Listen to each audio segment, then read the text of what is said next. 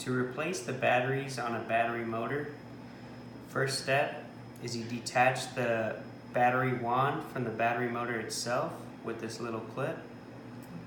Just simply slide it out.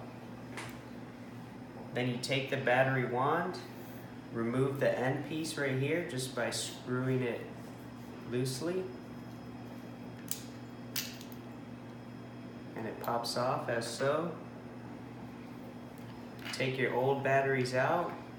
There should be a total of 8.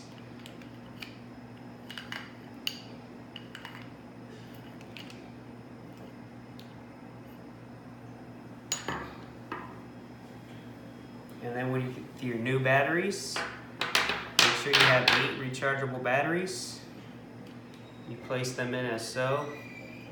Just slide them in, all the same direction. Positive end first.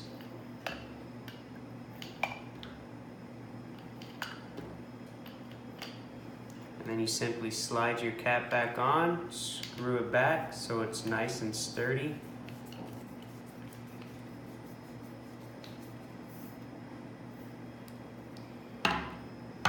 Reattach the female to the male end of the motor.